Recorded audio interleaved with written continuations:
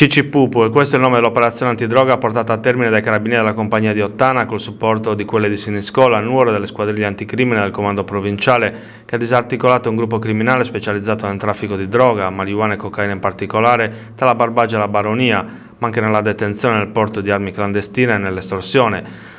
Un centinaio di carabinieri, supportati dalle unità cinofile dello squadrone riportato cacciatori di Sardegna e dall'elicottero del 10° Annec di Olbia, hanno eseguito 10 misure cautelari firmate dal GIP del Tribunale di Nuoro.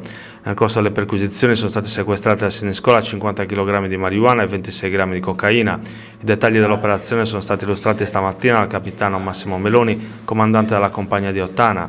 Sono finiti in carcere Pietro Innocenti 20 anni e Raffaele Marcedo 30 anni entrambi di Fonni, Salvatore Pasquale Grecu, fratelli, 30 anni di Siniscola. La misura cautelare è stata notificata in carcere a Giuseppe Innocenti, 50enne di Fonni, padre di Pietro, che era stato arrestato a giugno per la detenzione di un fucile clandestino. Agli arresti domiciliari sono stati ristretti Daniele Fisio Cherchi, 19 anni, e Giuseppe Cabras, 26 anni, entrambi di Siniscola, mentre dovranno rispettare l'obbligo di dimora Gaetano Robert Sortino, 30enne di Mamogliada, Cristian Fuccito, 20enne di Siniscola e Costantino Zichi, 40enne di Orani.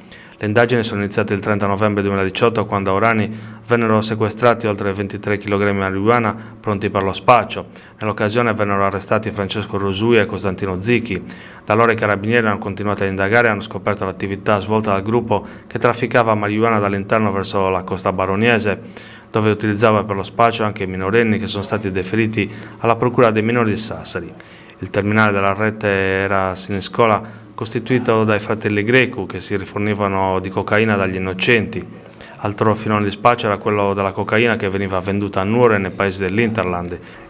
I terminali della rete di spaccio a Siniscola erano i fratelli Grecu che si rifornivano anche di cocaina dagli innocenti. Altro filone di spaccio era quello della cocaina che veniva venduta a Nuoro e nei paesi dell'Interland.